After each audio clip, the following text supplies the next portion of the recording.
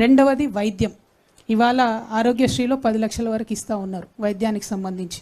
అంతకుముందు వైఎస్ రాజశేఖర రెడ్డి గారు ఈ పథకం పెట్టినప్పుడు 2 లక్షల రూపాయలు ఇస్తామంటే అసలు సాధ్యమవుతుందా, ఎట్లా ఇస్తారు అని మాట్లాడారు. ఆ 2 లక్షలు పోయి మరి ఇలా 10 లక్షల వరకు ఇస్తుంటే ఎట్లా సాధ్యమవుతుందని అడుగుతలేరు. కానీ ఇంకొంచెం మనసు పెట్టి ఆలోచన చేస్తే ఇవాళ క్యాన్సర్ జ్వరం వచ్చినట్టు వస్తుంది, కానీ క్యాన్సర్ క్రోసిన్ వేసుకుంటే పోదు మరి.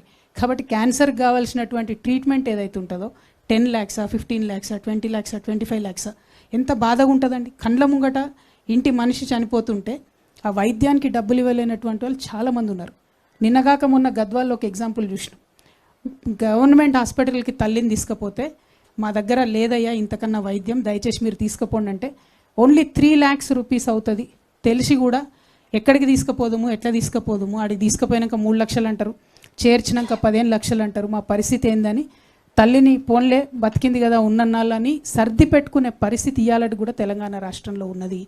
అంటే ప్రపంచమంతానేమో లైఫ్ స్పాన్ పెరుగుతుంది, 90 years 95 years బతుకుతారు. తెలంగాణ వాళ్ళం ఎందుకు కాంప్రమైజ్ కావాలి?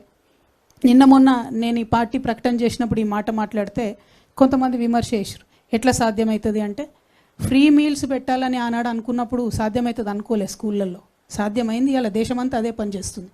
ఆనాడు ఆరోగ్యశ్రీలో 2 లక్షలు ఇస్తామనుకున్నప్పుడు సాధ్యం కాదనుకున్నారు, సాధ్యమైంది. ఇలా అనేక రాష్ట్రాలు ఫాలో అవుతున్నాయి. ఖచ్చితంగా ఉచిత వైద్యం ఎన్ని లక్షలు ఖర్చు అయినా సరే తెలంగాణ బిడ్డల ప్రాణాలు కాపాడుకోవడానికి ఖచ్చితంగా మా ప్రభుత్వం వస్తుంది.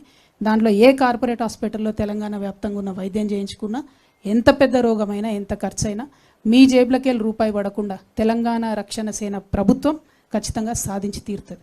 ఈ 2 మా పాంచజన్యంలో మొదటి అంశాలు.